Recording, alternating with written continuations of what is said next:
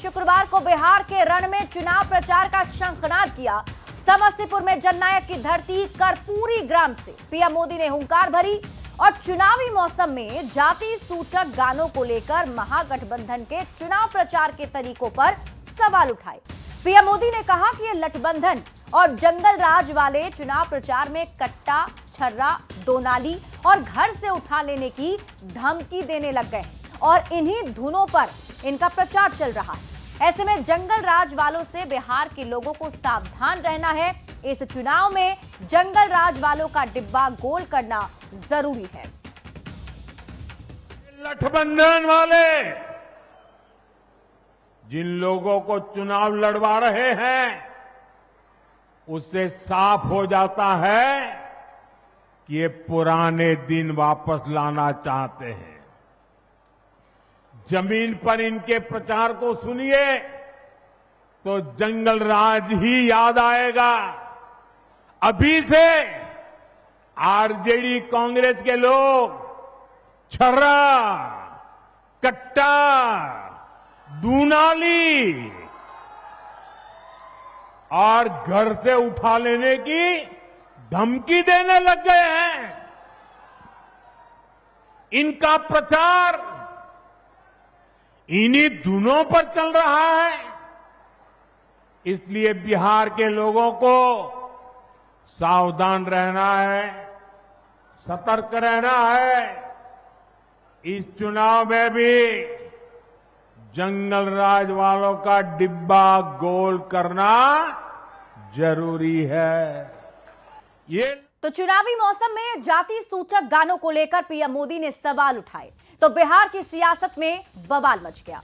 कांग्रेस और आरजेडी ने इस पर पलटवार किया है। जिस देश का प्रधानमंत्री राजनीतिक मंचों से अपने काम नहीं बताता हो, अपनी जाति बताता हो, उस देश में लोग जाति के नाम पर तलवारें नहीं भाजेंगे तो क्या करेंगे? 11 साल प्रधानमंत्री रहे मोदी जी, 11 काम नहीं गिना पाते हैं, लेकिन हर मन से अपनी जाति 11 बार जरूर बता रहे हैं। तो जाहिर सी बात है ये देश जाति के ही झगड़े में निपट लेगा। गाने के नाम पर कहीं ना कहीं वेमनस फैलाने का प्रयास किया जा रहा है और जिस तरह से माहौल खराब करने की और राजनीतिक लाभ लेने की साजिश की जा रही है, इन साजिशों का तहकीकात की आवश्यकता है और इन साजिशों में किसकी संलिप्तता है वो सामने आना चाहिए।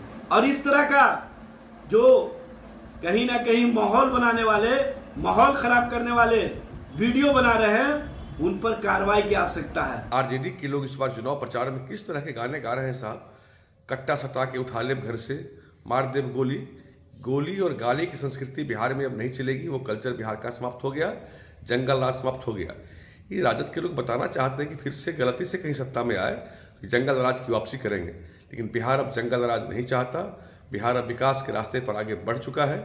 अपराधियों, भ्रष्टाचारियों का बोलबाला तो राष्ट्रीय जनता दल के अंदर पहले से ही था। अब जिस तरह से जाति का खतरनाक जहर घोला जा रहा है वो समाज के लिए सचमुच बहुत दुर्भाग्यपूर्ण है।